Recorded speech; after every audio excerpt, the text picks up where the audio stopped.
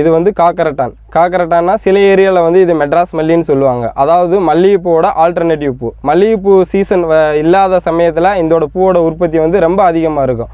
அதனால் இது வந்து விவசாயிகளுக்கு வந்து ஒரு நல்ல லாபகரமான பயிராக இன்றைக்கி வந்து விளங்கிக்கிட்டு இருக்குது. அதனால் நாங்கள் அதை பயிரிட்டுருக்கோம்.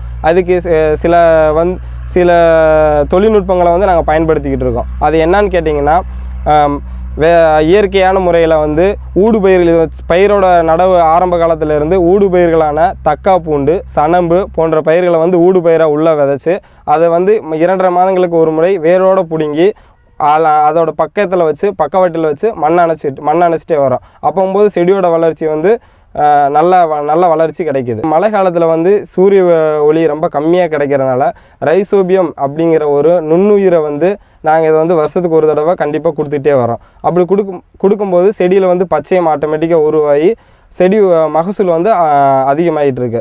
அது இல்லாமல் அமிர்த கரைசல், பஞ்சகவியம் போன்ற இயற்கை நுண்ணூட்டங்களையும் வந்து நாங்கள் கொடுத்துக்கிட்டு இருக்கோம். இதுக்கு ஆண்டுக்கு ஒரு முறை வந்து அசோஸ்பைர்லம், பாஸ்போபாக்டீரியா இந்த மாதிரி வந்து எருவில் கலந்து அதையும் கொடுத்துக்கிட்டு இருக்கோம்.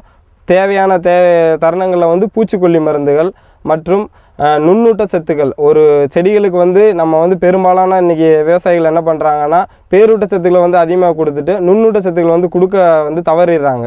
அப்போது வந்து வருஷத்துக்கு ஒரு நிலத்துக்கு வந்து குறிப்பிட்ட அளவு வந்து நுண்ணூட்டங்களை கொடுக்கும்போது தான் செடியோட வளர்ச்சி வந்து முழுமையடையுது.